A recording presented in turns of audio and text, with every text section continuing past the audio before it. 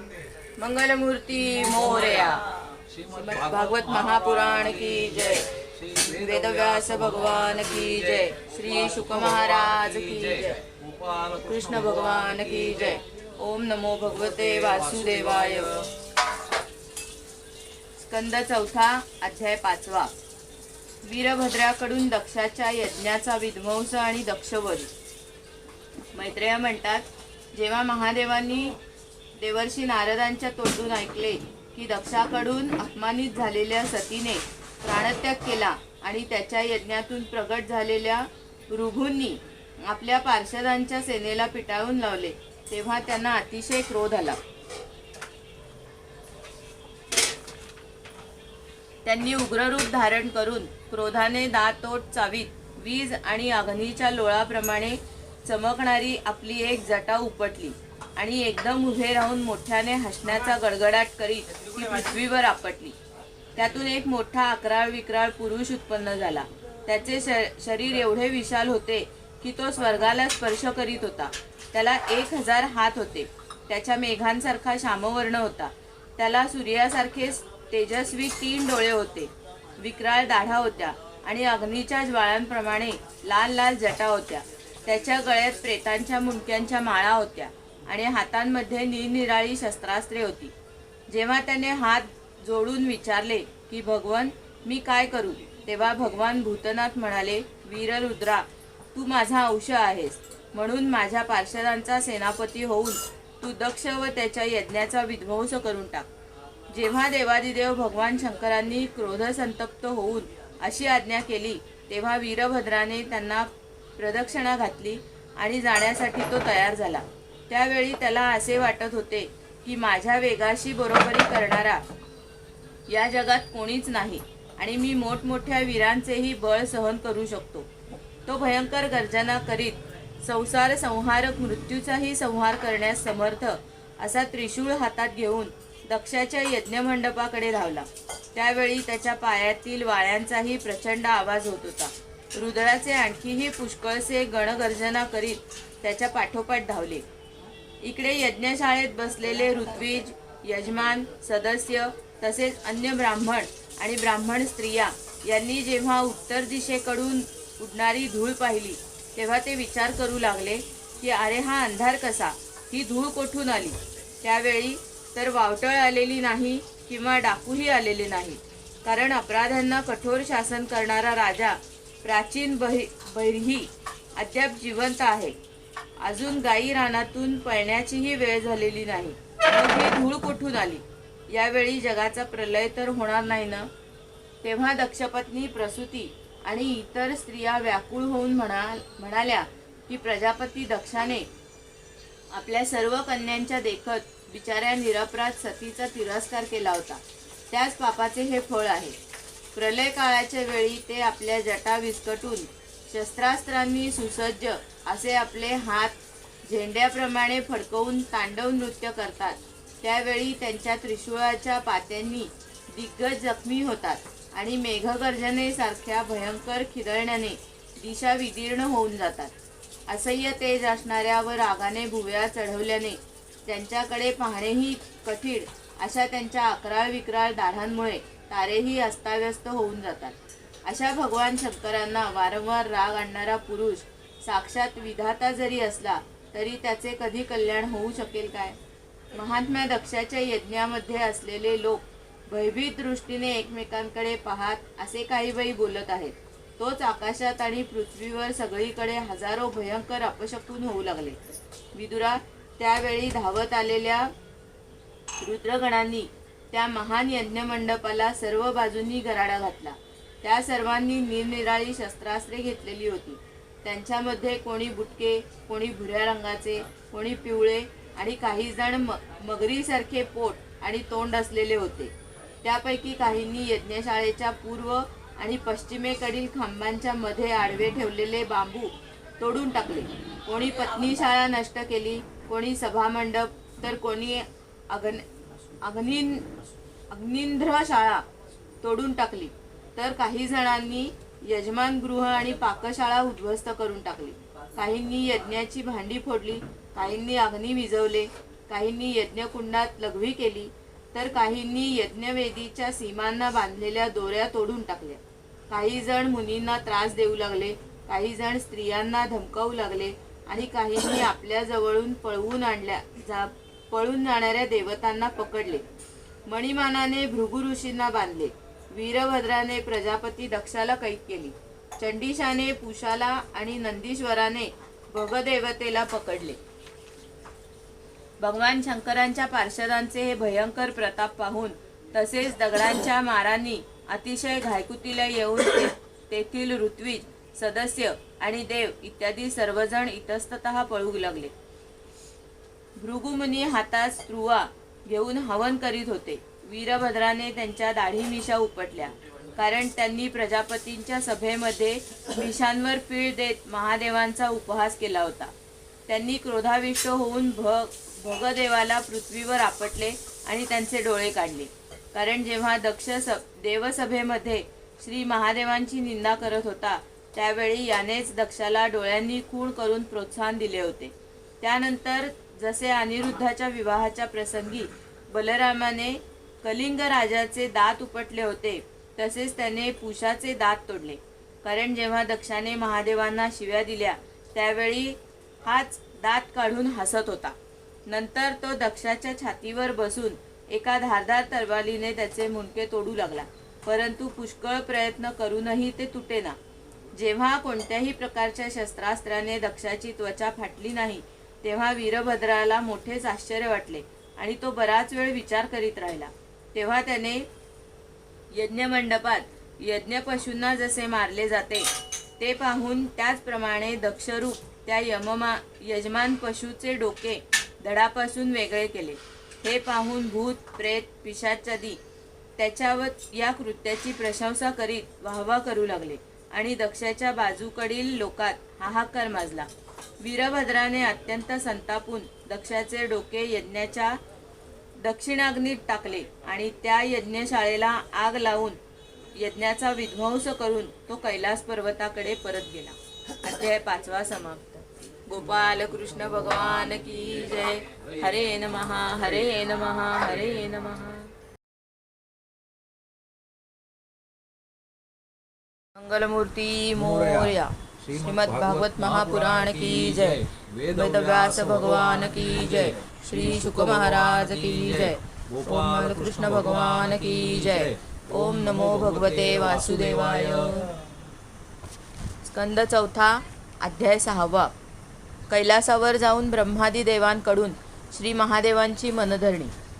मैत्रेय म्हणतात, जेव्हा रुद्राच्या सेवकांनी सर्व देवांचा पराभव केला आणि त्यांची सर्व अंगे त्रिशूल, पट्टीश, खड्ग, गदा, परीघ आणि मुदगर यांनी छिन्नविछिन्न केली, तेव्हा ते देव, ऋत्विज आणि अन्य सदस्यांसह फारच भयभीत होऊन ब्रह्मदेवाकडे गेले आणि त्यांना नमस्कार करून त्यांनी सर्व वृत्तांत सांगितला.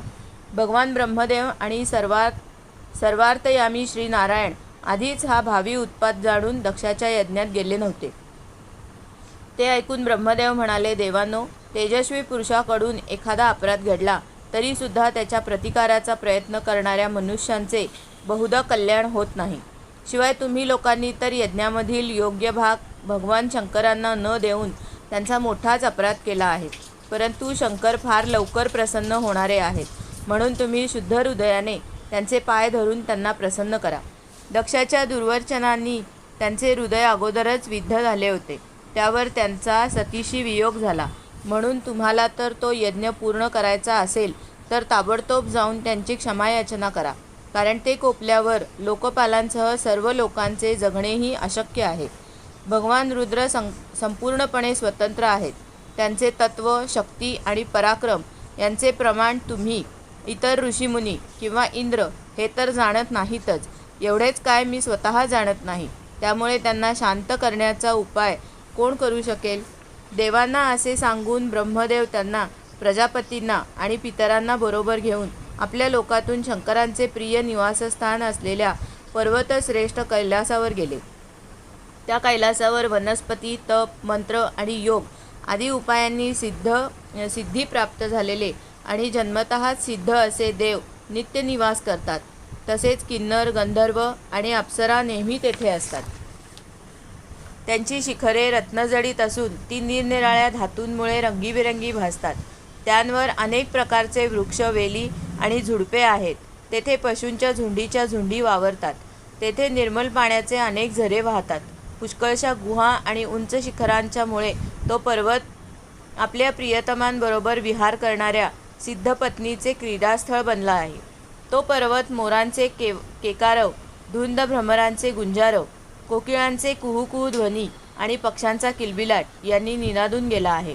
तेथील कल्पवृक्ष आपल्या उंच उंच फांद्यारूप हातांनी जणू पक्ष्यांना बोलावत आहेत. तसेच हत्तीच्या चालण्या फिरण्याने तो कैलास पर्वत स्वतःच चालल्यासारखा आणि झऱ्यांच्या खळखळाटाने बोलत असल्यासारखा वाटत आहे. मंदार, पारिजात, देवदारू, तमाल, आसणा, ताड, कांचन आणि अर्जुन वृक्षांमुळे तो पर्वत रमणीय दिसत आहे.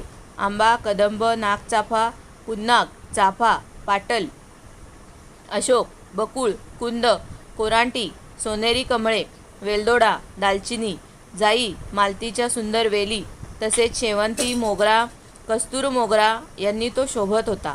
फणस, उंबर, पिंपळ, पिंपरी, वड, निंब, भुर्ज, औषधी वनस्पती, सुपारी, मोहाची सुपारी, जांभूळ, खजूर, आंबाडा, आंबा, चार, मोहा, हिंगणबेट, वेळू, बांबू इत्यादी भिन्न भिन्न प्रकारच्या वृक्षांनी तो मनोहर दिसत होता. तेथील सरोवरात चंद्रविकासी, निळी, पांढरी इत्यादी सर्व जातीची कमळे उमललेली होती. तसेच ती गोड किलबिल करणाऱ्या पक्ष्यांच्या थव्यांनी सुंदर दिसत होती. तेथे जिकडे तिकडे हरिण, वानर, डुक्कर, सिंह, अस्वले, साळी, नीलगाय, गेंडे, वाघ, कृष्णमृग, रानरेडे, कर्णार्त्र, एकपद, अश्वमुख, लांडगे आणि कस्तुरी मृग राहत होते. आणि तेथील सरोवरांचे तट केळींनी वेढलेले असल्यामुळे सुशोभित दिसत होते.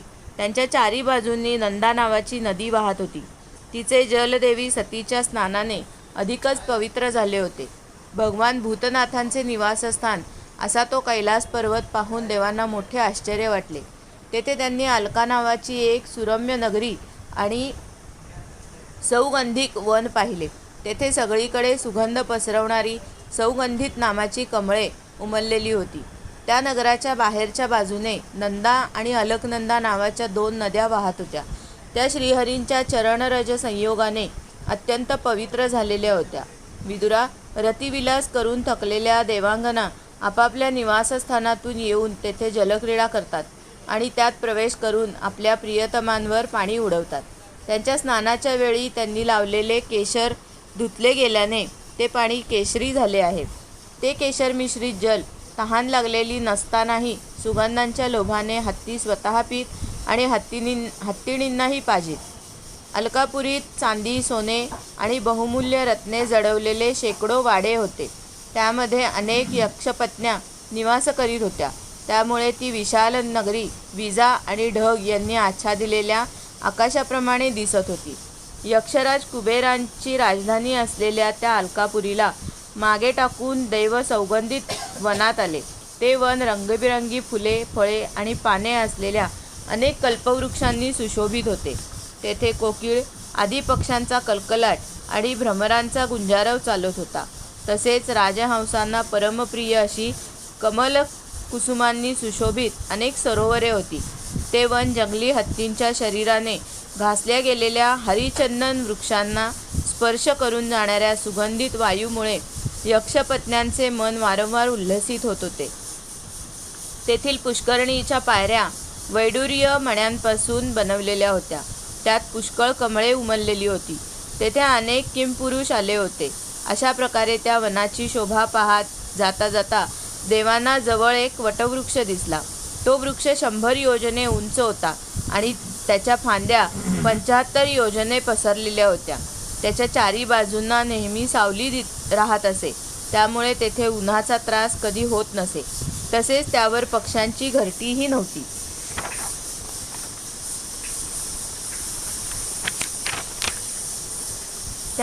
त्या महायोगमय आणि मुमुक्षांना आश्रयभूत वडाच्या खाली भगवान शंकर बसलेले देवांनी पाहिले. ते क्रोधरहित कालाप्रमाणे दिसत होते. त्यांचे शरीर अतिशय शांत होते. सनंदन आदी शांत महासिद्ध आणि यक्ष राक्षसांचे स्वामी मित्र कुबेर त्यांची सेवा करीत होते. जगतपती महादेव सर्व विश्वाचे सुहृद आहेत. स्नेहामुळे ते सर्वांचे कल्याण करणारे आहेत. ते लोकहितासाठीच उपासना, तप, समाधी इत्यादी साधनांचे आचरण करीत असतात. संध्याकालीन मेघाप्रमाणे कांती असलेल्या शरीरावर त्यांनी तपस्व्यांना आवडणारी भस्म, दंड, जटा आणि हरिणाजीन ही चिन्हे तसेच मस्तकावर चंद्रकला धारण केली आहे. ते एका दर्भासनावर बसले होते आणि अनेक साधू ऐकत असताना श्री नारदांनी विचारल्यावरून सनातन ब्रह्माचा उपदेश करीत होते. त्यांनी डावे चरणकमल उजव्या मांडीवर ठेवलेले होते आणि डावा हात डाव्या गुडघ्यावर ठेवून मनगटात रुद्राक्षांची माळ घालून उजव्या हाताने ज्ञानमुद्रा धरून ते बसले होते. ते कुबडीचा आधार घेऊन एकाग्र चित्ताने ब्रह्मानंदाचा अनुभव घेत होते. लोकपालांसहित मुनींनी मनन करणाऱ्यात सर्वश्रेष्ठ अशा भगवान शंकरांना हात जोडून प्रणाम केला. जरी देव आणि दैत्यांचे अधिपती श्री महादेवांच्या चरणांना वंदन करीत असले तरी श्री ब्रह्मदेवांना आपल्याकडे आलेले पाहून ते ताबडतोब उठून उभे राहिले आणि जसे वामन अवतारात परमपूज्य विष्णू कश्यपांना वंदन करतात त्याप्रमाणे मस्तक लववून त्यांनी त्यांना प्रणाम केला. शंकराच्या चारी बाजूंनी जे महर्षींच्या सह अन्य सिद्धगण बसले होते त्यांनी सुद्धा याचप्रमाणे ब्रह्मदेवांना प्रणाम केला. सर्वांचा नमस्कार करून झाल्यावर अजूनही हात जोडून उभे असलेल्या चंद्रमौळी भगवानांना ब्रह्मदेव हसत हसत म्हणाले. श्री ब्रह्मदेव म्हणाले, आपण सुंदर जगाचे स्वामी आहात हे मी जाणतो, कारण विश्वाची योनी, प्रकृती आणि त्याचे बीज असणारे शिव यांच्या पलीकडे असणारे जे अद्वितीय परब्रह्म ते आपणच आहात. भगवन, आपण कोळ्याप्रमाणे आपल्या स्वरूपभूत शिवशक्तीच्या रूपात क्रीडा करता करता लीलया या संसाराची उत्पत्ती, पालन आणि संहार करीत आहात. आपणच धर्म आणि अर्थाची प्राप्ती करून देणाऱ्या वेदांच्या रक्षणासाठी दक्षाला निमित्त करून यज्ञाला प्रगट केले आहे. आपणच घालून दिलेल्या ज्या वर्णाश्रमाच्या मर्यादा आहेत त्याचे नियमनिष्ठ ब्राह्मण श्रद्धापूर्वक पालन करतात. मंगलमय महेश्वरा, आपण शुभ कर्म करणाऱ्यांना स्वर्गलोक किंवा मोक्षपद बहाल करता, तेच पापकर्म करणाऱ्यांना घोर नरकात टाकता. असे असूनही काही व्यक्तींच्या बाबतीत या कर्माचे फळ उलटे कसे होते? जे महानुभाव आपल्या चरणांवर स्वतःला समर्पित करतात, जे समस्त प्राण्यांना आपल्याच ठिकाणी मानतात आणि सर्व जीवांना अभेद दृष्टीने आत्म्यातच पाहतात, ते पशूंप्रमाणे सहसा क्रोधाच्या अधीन होत नाहीत. जे लोक भेदबुद्धी मानणारे असून कर्मामध्ये आसक्त आहेत, ज्यांचे मन चांगले नाही, दुसऱ्यांची उन्नती पाहून ज्यांचे चित्त दिवसेंदिवस कुढत असते आणि जे मर्मभेद करणाऱ्या आपल्या दुर्वचनांनी दुसऱ्यांचे चित्त दुखवतात, त्यांनासुद्धा आपण मारणे उचित नाही, कारण त्यांना त्यांच्या नशिबाने आधीच मारलेले असते. नारायणांच्या प्रबळ मायेने मोहित झाल्यामुळे जरी एखाद्या पुरुषाची कधी एखाद्या ठिकाणी भेदबुद्धी झाली तरी साधू पुरुष आपल्या प्रेमळ स्वभावामुळे त्याच्यावर कृपाच करतात. दैवामुळे आपल्यावर झालेल्या अन्यायाचा प्रतिकार करण्याचा प्रयत्न ते करीत नाहीत. प्रभो, आपण सर्वज्ञ आहात. परमपुरुष भगवंतांच्या दुस्तर मायेने आपल्या बुद्धीला स्पर्शही केलेला नाही, म्हणून ज्यांचे चित्त मायेमुळे कर्ममार्गात आसक्त झाले आहे त्यांच्याकडून अपराध घडला तरी त्यांच्यावर आपण कृपाच केली पाहिजे. हे भगवन, आपण सर्वांचे मूळ आहात. आपणच सर्व यज्ञ पूर्ण करणारे आहात. यज्ञभाग मिळण्याचा आपला अधिकार असूनही या बुद्धिहीन यज्ञकर्त्यांनी तो आपल्याला दिला नाही, म्हणून हा यज्ञ आपल्याकडून उद्ध्वस्त झाला. तरी आपणच या मारल्या गेलेल्या दक्षाच्या अपूर्ण यज्ञाचा पुनरुद्धार करण्याची कृपा करावी. हे प्रभो, हा यजमान दक्ष पुन्हा जिवंत होऊ दे. भगदेवतेला नेत्र येऊ देत, भृगूंना दाढी मिशा येऊ देत आणि पुषाला पहिल्याप्रमाणे दात येऊ देत. हे रुद्रदेवा, शस्त्रास्त्रांनी आणि दगडांच्या माऱ्याने ज्या देवता आणि ऋत्विज यांची शरीरे घायाळ झाली ते आपल्या कृपेने पुन्हा बरे होत. यज्ञ पूर्ण झाल्यावर जो भाग शिल्लक राहील तो सर्व आपलाच असेल. हे यज्ञ विध्वंसक, आज हा यज्ञ आपल्याच भागाने पूर्ण होऊ. अध्याय 6 समाप्त. गोपाल कृष्ण भगवान की जय. हरये नमः, हरये नमः, हरये नमः.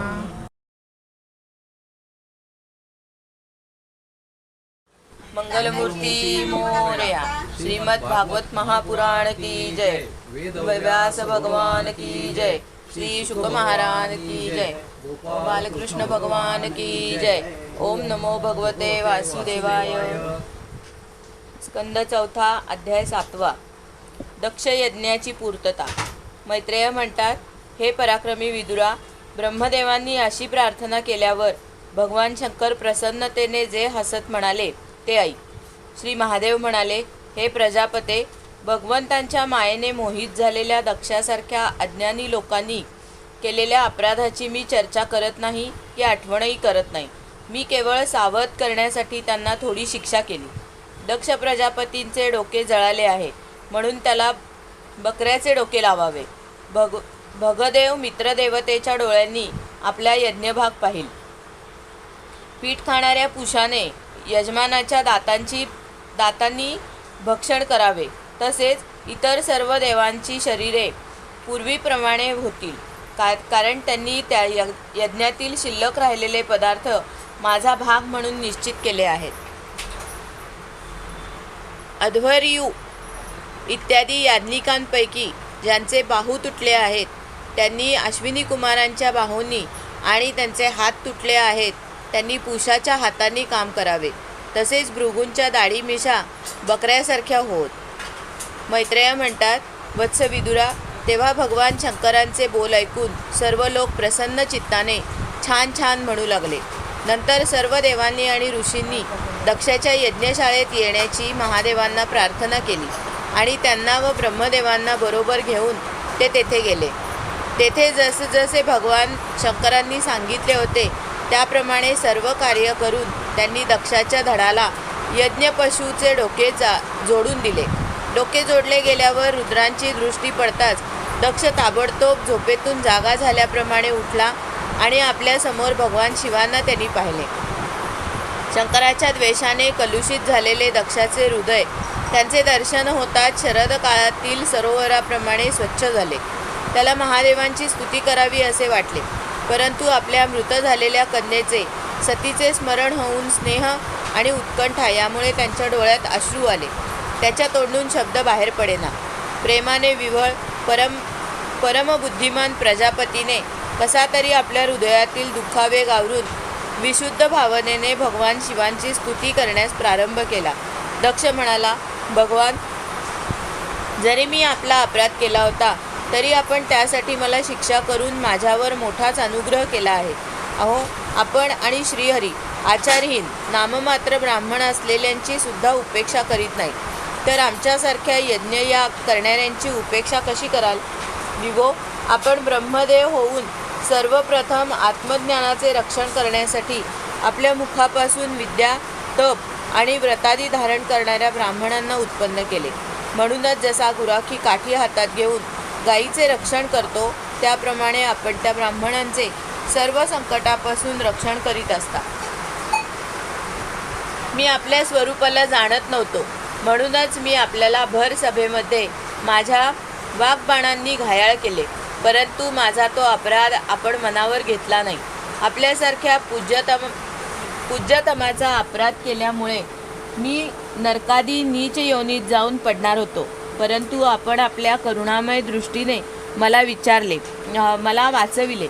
आता आपणच आपल्या औदार्यपूर्ण वर्तनाने माझ्यावर प्रसन्न व्हावे. मैत्रेय म्हणतात, अशा प्रकारे शंकराची क्षमा मागून दक्षाने ब्रह्मदेवाच्या अनुमतीने उपाध्याय, ऋत्विज इत्यादींच्या सहाय्याने यज्ञ सुरू केला. तेव्हा श्रेष्ठ ब्राह्मणांनी यज्ञ संपन्न करण्याच्या उद्देशाने भूतपिशाच्यांच्या येण्यामुळे उत्पन्न झालेल्या दोषांच्या शांतीसाठी विष्णुदेवतेला उद्देशून 3 पात्रांमध्ये तयार केलेल्या पुरोडाश नावाच्या चरूचे हवन केले. हे विदुरा, तो हवी हातात घेऊन उभ्या राहिलेल्या अध्वर्यूच्या समवेत यजमान दक्षाने जेव्हा विशुद्ध चित्ताने श्रीहरीचे ध्यान केले तेव्हा लगेच भगवान तेथे प्रगट झाले. बृहत आणि रथंतर नावाचे स्तोत्र ज्याचे पंख आहेत त्या गरुडावर बसून आलेल्या भगवंतांनी दाही दिशा प्रकाशित करीत आपल्या अंगकांतीने सर्वांना निस्तेज केले. त्यांचा श्यामवर्ण होता, कमरेला सुवर्णाचा कंबरपट्टा होता, डोक्यावर सूर्याप्रमाणे देदीप्यमान मुकुट होता, मुखकमल भ्रमराप्रमाणे काळ्या कुरळ्या केसांच्या बटा आणि कांतिमय कुंडलांनी शोभायमान दिसत होते. सुवर्णमय अलंकारांनी विभूषित भक्तरक्षणासाठी सदा उद्युक्त असे 8 हात होते. त्या आठही हातांमध्ये शंख, पद्म, चक्र, बाण, धनुष्य, गदा, खड्ग आणि ढाल घेतलेली होती. यांमुळे ते पांगाऱ्याच्या झाडाप्रमाणे दिसत होते. प्रभूंच्या वक्षस्थळावर लक्ष्मी विराजमान होती आणि सुंदर वनमाळा शोभून दिसत होती. ते आपल्या सुंदर हास्ययुक्त कटाक्षांनी साऱ्या विश्वाला आनंदविभोर करीत होते. दोन्ही बाजूंना पार्षद राजहंसाप्रमाणे असणारे शुभ्र पंखे आणि चौऱ्या ढाळीत होते. ते वर चंद्राप्रमाणे शुभ्र असणाऱ्या छत्राने शोभून दिसत होते. भगवानांना आलेले पाहून इंद्र, ब्रह्मदेव आणि महादेव आदी देवेश्वरांसह सर्व देवादिकांनी ताबडतोब उभे राहून त्यांना प्रणाम केला. त्यांच्या तेजापुढे सर्वांचे तेज फिके पडले. जी बडखळू लागली, ते गोंधळून गेले. अशा स्थितीत ते सर्वजण मस्तकावर हात जोडून भगवंतांची स्तुती करू लागले. जरी ब्रह्मदेवादी भगवंतांचा महिमा जाणत नव्हते तरी सुद्धा भक्तांवर कृपा करण्यासाठी दिव्य रूपाने प्रगट झालेल्या श्रीहरींची ते आपापल्या बुद्धीनुसार स्तुती करू लागले. सर्वप्रथम प्रजापती दक्ष एका उत्तम पात्रात पूजेची सामग्री घेऊन नंद, सुनंद इत्यादी पार्षदांसह असलेल्या प्रजापतींचे परमगुरू भगवान यज्ञेश्वरांच्या जवळ गेले आणि आनंदाने एकाग्र चित्त होऊन हात जोडून प्रार्थना करीत प्रभूंना शरण गेले. दक्ष म्हणाले, भगवन, आपल्या मूळ स्वरूपात मायारहित होऊन आपण बुद्धीच्या जागृती इत्यादी अवस्थानरहित, शुद्ध, चिन्मय, अद्वितीय आणि निर्भय असता. तथापि स्वतंत्र असूनही जेव्हा मायेने जीवाभावाला स्वीकारून आपण त्याच्या मायेत राहता तेव्हा मात्र अज्ञानी असल्यासारखे दिसता. ऋत्विज म्हणाले, हे उपाधिरहित प्रभो, रुद्राच्या शापामुळे आमची बुद्धी केवळ कर्मकांड करण्यातच गुंतली आहे. म्हणून आम्ही आपले तत्व जाणत नाही. परंतु ज्यामध्ये अमुक कर्माची तमुक देवता अशी व्यवस्था आहे त्या वेदत्रयीने प्रतिपादन केलेल्या धर्मरूप यज्ञालाच आम्ही आपले स्वरूप समजतो. सदस्य म्हणाले, हे जीवांना आश्रय देणाऱ्या प्रभो, जो अनेक प्रकारच्या क्लेशांमुळे अत्यंत दुर्गम आहे, ज्यात कालरूप भयंकर सर्प वाट पाहत बसला आहे, जेथे सुखदुःखादी द्वंद्वरूप अनेक खड्डे आहेत, दुर्जनरूप जंगली जीवांचे भय आहे, जेथे शोकरूप दावाग्नी धगधगत आहे, अशा विश्रांतीस्थळी नसलेल्या संसार मार्गामध्ये जो अज्ञानी जीव कामनांमुळे पीडित होऊन विषयरूप मृगजळासाठीच देहघराचा अवजड बोजा डोक्यावर घेऊन चालला आहे, तो आपल्या चरणकमलांना केव्हा बरे शरण येईल? रुद्र म्हणाले, वरदायक प्रभो, आपले श्रेष्ठ चरण या जगात सकाम पुरुषांना संपूर्ण पुरुषार्थाची प्राप्ती करून देणारे आहेत आणि निष्काम मुनिजन सुद्धा ज्यांचे आदरपूर्वक पूजन करतात त्यामध्येच माझे चित्त लागून राहिल्यामुळे अज्ञानी लोक मला आचारभ्रष्ट म्हणत असले तरी आपल्या परम अनुग्रहामुळे मी त्यांच्या बोलण्याकडे लक्ष देत नाही.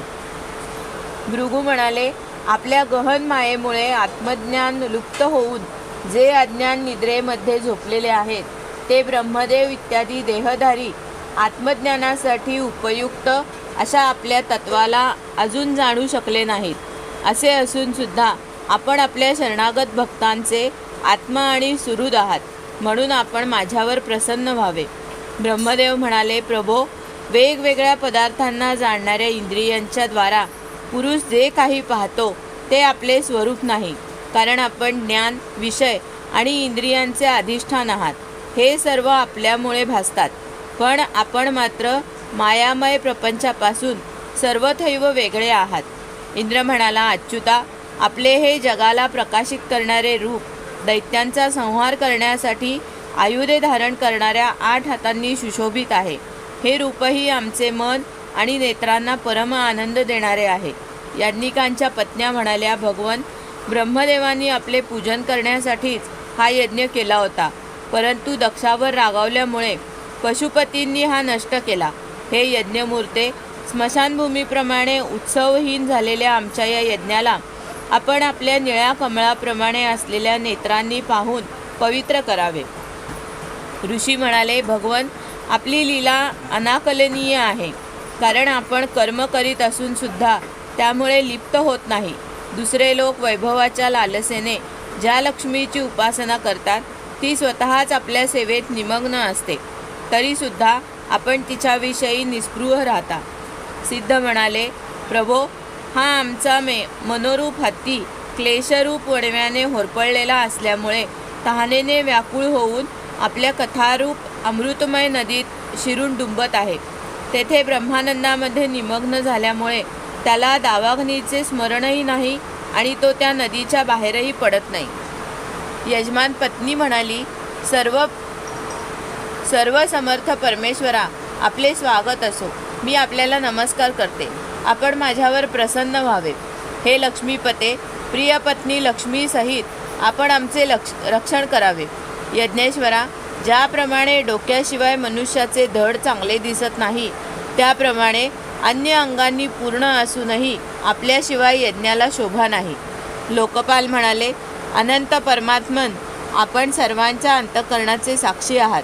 हे सर्व जग आपल्यामुळेच पाहिले जाते, तर मग माईक पदार्थांना ग्रहण करणाऱ्या आमच्या या डोळे आदी इंद्रियांना आपण कधीतरी प्रत्यक्ष दिसू शकाल काय?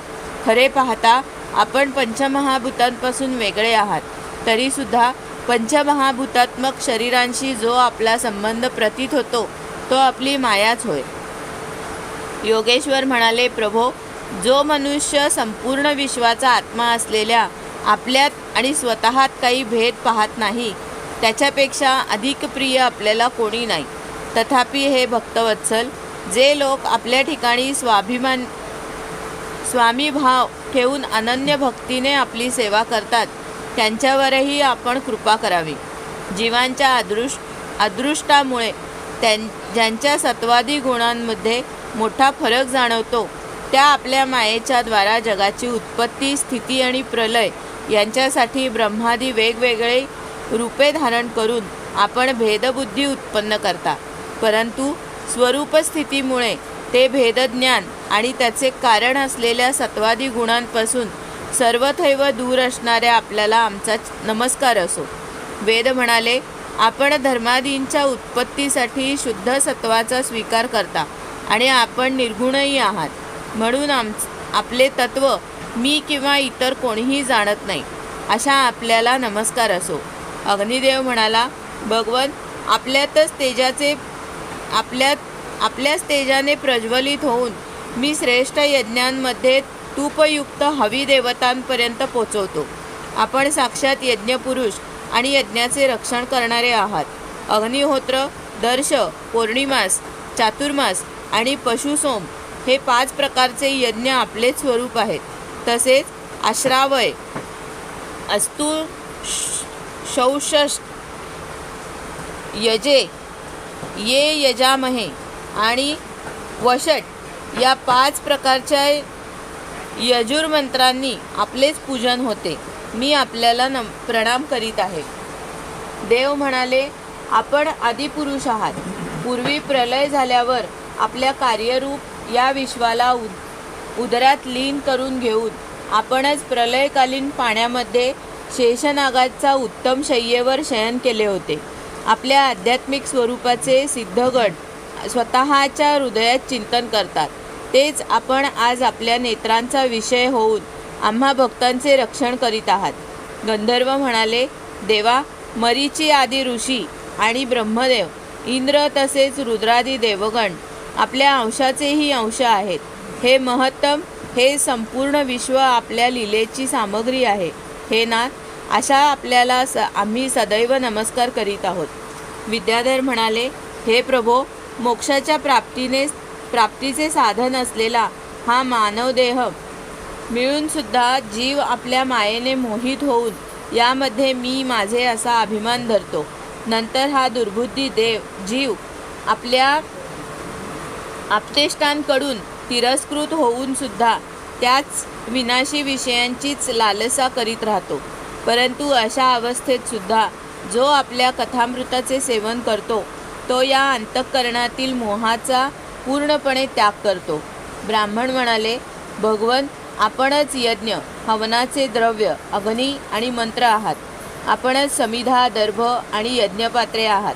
तसेच आपणच सदस्य, ऋत्विज, यजमान आणि त्यांची धर्मपत्नी, देवता, अग्निहोत्र, स्वधा, सोमरस, तूप आणि यज्ञासाठीचा पशु आहात. हे वेदमूर्ती, यज्ञ आणि त्याचा संकल्प दोन्हीही आपण आहात.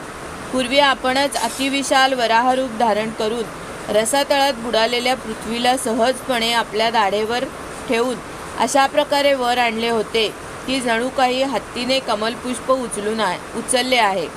त्यावेळी आपण धीरगंभीर गर्जना करीत होता आणि योगीजन आपला हा अलौकिक पुरुषार्थ पाहून आपली स्तुती करीत होते. यज्ञेश्वरा, जेव्हा लोक आपल्या नामाचे कीर्तन करतात तेव्हा यज्ञातील सर्व विघ्ने नष्ट होतात. आता आमचे हे यज्ञरूप सत्कर्म नष्ट झाले होते म्हणून आम्ही आपल्या दर्शनाची इच्छा करीत होतो. आता आपण आमच्यावर प्रसन्न व्हावे. आपल्याला नमस्कार असो. मैत्रेय म्हणतात, हे विदुरा, जेव्हा अशा प्रकारे सर्वजण यज्ञरक्षक भगवान ऋषिकेशांची स्तुती करू लागले तेव्हा ज्ञानी दक्षाने वीरभद्राने उद्ध्वस्त केलेल्या यज्ञाला पुन्हा प्रारंभ केला. सर्वार्थयामी श्रीहरी सर्वच यज्ञभागांचे भोगते आहेत. तथापि पुरोडाशरूप आपल्या भागाने अधिकच प्रसन्न झाल्याप्रमाणे होऊन दक्षाला संबोधित म्हणाले. भगवन म्हणाले, जगाचे परमकारण मीच ब्रह्मदेव आणि महादेव आहे. मीच सर्वांचा आत्मा, ईश्वर आणि साक्षी आहे. तसेच स्वयंप्रकाश आणि उपाधी शून्य आहे. विप्रवर, आपल्या त्रिगुणात्मक मायेचा स्वीकार करून मीच जगाची उत्पत्ती, पालन आणि संहार करीत असतो आणि मीच त्या कर्मांना अनुरूप ब्रह्मा, विष्णू आणि शंकर ही नावे धारण केली आहेत. असा जो अद्वितीय, विशुद्ध परमब्रह्मस्वरूप मी, त्यालाच अज्ञानी मनुष्य ब्रह्मा, रुद्र व जीव अशा विभिन्न रूपात पाहतो. जसे मनुष्य आपले डोके, हात इत्यादी अंगांनी हे आपल्यापासून वेगळे आहेत असे कधी मानत नाही, त्याचप्रमाणे माझा भक्त प्राणीमात्रांना माझ्याहून वेगळे मानत नाही. हे ब्राह्मणा, सर्व जीवांचे आत्मा असणाऱ्या ब्रह्मा, विष्णू आणि महेश्वर यांच्यात जो भेद मानत नाही तोच शांती प्राप्त करून घेतो. मैत्रेय म्हणतात, भगवंतांनी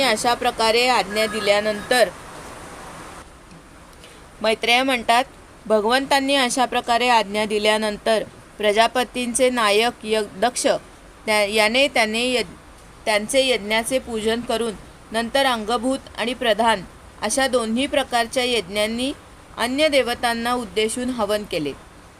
नंतर एकाग्र चित्ताने शंकरांना त्यांचा भाग अर्पण केला.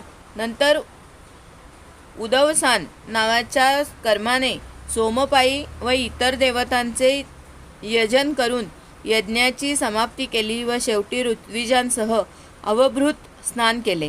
नंतर त्याला आपल्या पुरुषार्थाच्या जोरावरच सर्व प्रकारच्या सिद्धी प्राप्त झाल्या होत्या. त्या दक्ष प्रजापतीला तुझी नेहमी धर्मामध्ये बुद्धी राहील असा आशीर्वाद देऊन सर्व देव स्वर्गलोकी गेले. विदुरा, असे ऐकले आहे की दक्षकन्या सतीने पूर्वीच्या शरीराचा त्याग करून पुन्हा हिमालयाची पत्नी मेना हिच्या पोटी जन्म घेतला. ज्याप्रमाणे प्रलयकालात सुप्त असलेली शक्ती सृष्टीच्या आरंभी पुन्हा ईश्वराचाच आश्रय घेते, त्याचप्रमाणे अनन्यचित्त अंबिकेने त्याही जन्मी आपले एकमात्र आश्रय आणि प्रियतम अशा भगवान शंकरांनाच वरले. विदुरा,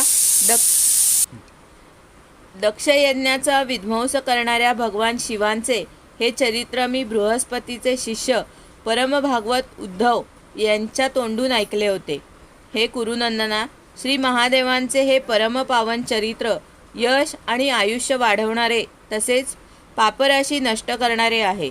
जो पुरुष भक्तिभावाने याचे नियमितपणे श्रवण आणि कीर्तन करतो तो आपल्या पापराशींचा नाश करतो. अध्याय 7 समाप्त. गोपाल कृष्ण भगवान की जय. हरे नमः हरे नमः.